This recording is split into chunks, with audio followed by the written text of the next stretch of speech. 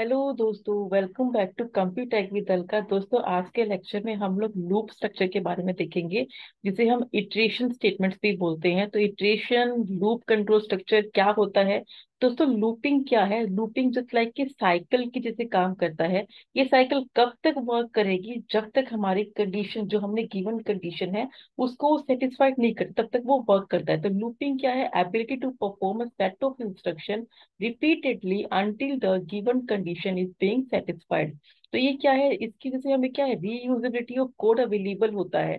क्या होता है एक्चुअली? उसको हम क्या कहते हैं कि एक ही कोड को हम बार बार रीयूज कर सकते हैं विद द हेल्प ऑफ जो कंडीशन हमने दी हुई है, उसको रिपीटेडली एग्जीक्यूट करता रहता है till the condition is being satisfied. ठीक है। तो लूपिंग क्या है एक्चुअली? यूजिंग लूप हम लोग क्या कर सकते हैं, we do not need to write the same code again and again. हमें फिर से वो कोड बार बार लिखने की नीड नहीं होती है। और ये मोस्टली हम ट्रैवर्स के थ्रू, ट्रैवर्सिंग में यूज करते हैं इन डीएस, इन डेटा स्ट्रक्चर, जो कि मैंने मेरे डेटा स्ट्रक्चर के टॉपिक में कवर किया हो, जिसमें हमने एरे एंड लिस्ट को स्टडी किया था। तो उस टाइम मैंने वो टॉपिक भी कवर किया था। ठीक है। लूप सब यहाँ पर तीन तीन टाइप के होते हैं, जिसमें फर्स्ट आता है फोर लूप, नेक्स्ट आता है व्हाइल लूप, थर्ड आता है do while loop. Four and while दोस्तों किस टाइप के होते हैं? फोर एंड वाइल हमारे यहाँ पर एंट्री कंट्रोल्ड लूप होते हैं यहाँ पर। ठीक है। और ये डू वाइल हमारा क्या है? ये हमारा एग्जिट कंट्रोल लूप है। अब एंट्री कंट्रोल लूप और एग्जिट कंट्रोल का मतलब क्या है? लूपिंग का मतलब क्या है? कंडीशन को चेक करेगा, जब तक कंडीशन फुलफिल नहीं तब तक वो एग्जीक्यूट करेगा। तो एंट्री के टाइम पर हमारी यहाँ पर कंडीशन चेक होती है। और डू वाइल में क्या होता है? एग्जिट के टाइम पे हमारी कंडीशन चेक होती है। तो एंट्री के टाइम अगर कंडीशन हमारी ट्रू है तो ही हम एंटर कर पाएंगे, अदरवाइज तो प्रोग्राम एग्जीक्यूट ही नहीं होगा। बट ये क्या करता है? एग्जिट के टाइम पे कंडीशन को चेक करता है। तो एग्जिट से पहले जो भी हमारा कोड है, डू के स्टेटमेंट के अंदर जो भी हमने कोड लिखा है, तो वो एग्जीक्यूट करता ही करता है। यानी कि फोर एंड व्हाइल लूप में क्या हो गया? कंडीशन ट्रू हो गई तो आपको प्रोग्राम एग्जीक्यूट होएगा, अदरवाइज एग्जीक्यूट नहीं होएगा। बट डू वाइल में क्या है? कंडीशन ट्रू हो चाहे ना हो, एक बार तो वो स्टेटमेंट आपकी एग्जीक्यूट होएगी ही होएगी। जस्ट बिकॉज, क्यों? क्योंकि ये एग्जिट कंट्रोल लूप है। क्योंकि ये कंडीशन को एग्जिट के टाइम पे चेक करता है। तो कंडीशन जब हम प्रोग्राम को एग्जिट कर रहे होंगे, उसी टाइम हम चेक करते हैं कि प्रोग्राम हमारा, कंडीशन हमारी फॉल्स है या ट्रू है। उससे पहले वो जो भी हमारा एग्जीक्यूटेबल कोड है, उसको वो एग्जीक्यूट कर चुका होता है। ठीक है। तो इसके लिए डू वाइल कोड हमारा एक बार एग्जीक्यूट होगा अगर कंडीशन हमारी फॉल्स है तो। ठीक है। अब हम कॉन्सेप्ट देखते हैं फोर लूप का। देखो दोस्तों, तीनों लूप में हम लोग यही कंडीशन चेक करेंगे, ये चीज चेक करेंगे, initialization, condition and increment decrement. अब इनिशियलाइजेशन क्या होता है, हम लोगों ने ऑलरेडी स्टडी किया है। अगर मैं ऐसे लिखती हूँ इंट आई, तो ये मैंने आई एक वेरिएबल डिक्लेयर किया जो कि इंटीजर टाइप का है। अगर मैं लिखती हूँ int I is equal to 10, यानी कि मैंने 10 के अंदर वैल्यू को इनिशियलाइज कर दिया, आई के अंदर 10 की वैल्यू इनिशियलाइज कर दी है। अगर मैं लिखती हूँ जे इज इक्वल टू 20, यानी कि जे के अंदर मैंने 20 को इनिशियलाइज कर दिया है।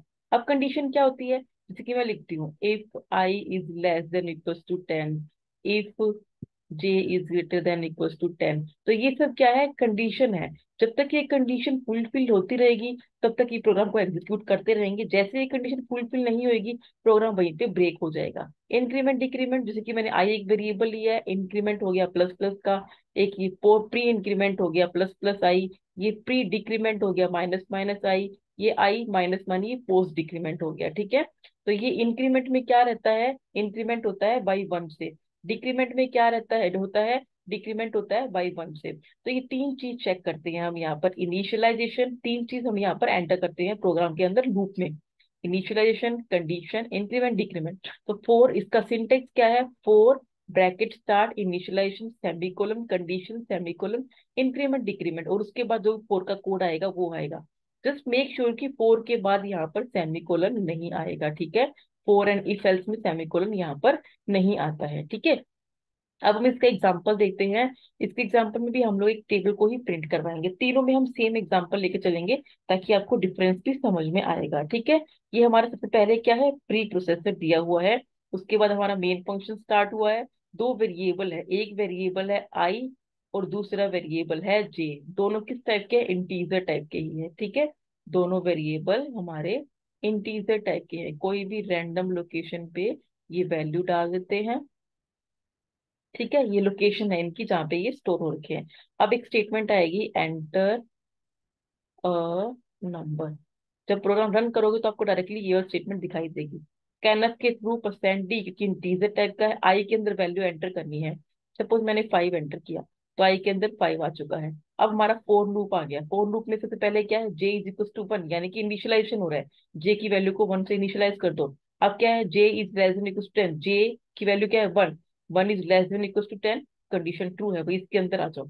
अब देखो लूप एग्जीक्यूट कैसे होता है, पहले ये यहाँ पे आया, अब ये यहाँ पे आया। जैसे कंडीशन ट्रू होगी तो इसके अंदर आ गया, अब इसको एग्जीक्यूट करेगा।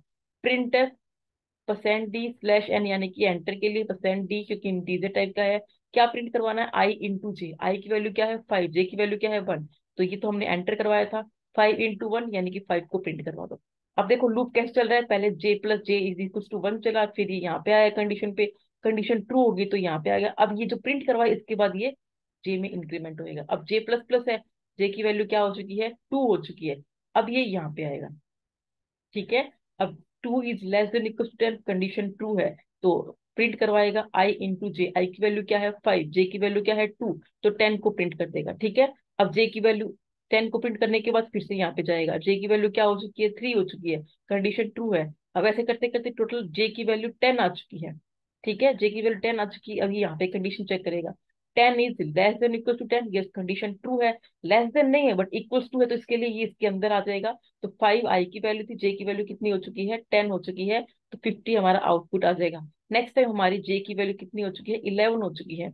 अब कंडीशन चेक करेंगे, 11 is less than equal to 10, condition हमारी फोल्स हो गई, तो ये 4 के अंदर ना जाके डायरेक्टली यहीं पे आ जाएगा और प्रोग्राम को एग्जिट कर देगा, ठीक है। तो ये ऐसे एग्जीक्यूट होता है हमारा प्रोग्राम, ठीक है। तो ये है लूपिंग का स्टेटमेंट। सबसे पहले कहाँ जाएगा, इनिशियलाइजेशन में, फिर कंडीशन चेक करेगा, कंडीशन ट्रू तो इसके अंदर आएगा, फिर ये ऐसे लूप काम करेगा। अगर अब ये इंक्रीमेंट हो गया फिर यहाँ पे आएगा, फिर कंडीशन चेक करेगा। अब ये इस वे में ऐसे ऐसे काम करता रहता है, ठीक है। तो ये है हमारा फोर का कॉन्सेप्ट। अब हम देखते हैं वाइल के कॉन्सेप्ट में क्या रहता है। वाइल का सिंटेक्स चेक करते हैं डायरेक्टली। तो वाइल का सिंटेक्स क्या बोलता है, वाइल के अंदर कंडीशन, अब देखो फोर लूप वाली ओनली कंडीशन दिखाई दे रही है हमें यहाँ पर, ना वो इनिशियलाइजेशन वाला फर्स्ट पॉइंट है और ना ही इंक्रीमेंट डिक्रीमेंट वाला फर्स्ट ऑप्शन है, ओनली एक कंडीशन ये हमारे पास अवेलेबल है। तो इसका प्रोग्राम हम कैसे लिखेंगे वो भी हम देखते हैं, सेम प्रोग्राम लेके चलेंगे, टेबल ही प्रिंट करवाएंगे उसमें भी, ठीक है। अब देखो यहाँ पर क्या दिया हुआ है, मेन फंक्शन हमने स्टार्ट किया है, आई और जे दो वेरिएबल हैं, दोनों ही इंटीजर टाइप के हैं।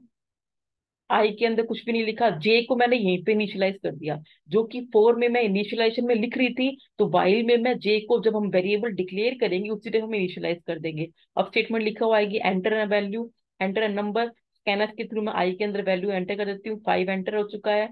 अब हम चेक करेंगे J, while J is less than equal to 10, I की जे की वैल्यू क्या है 1, 1 is less than equal to 10, condition true है भाई, इसके अंदर आ जाओ। अब 5 इंटू 1 को प्रिंट करवाएगा, क्योंकि आई इंटू जे है, आई की वैल्यू क्या है 5, जे की वैल्यू क्या है 1, तो 5 इंटू 1 यानी कि 5 को प्रिंट करवाएगा।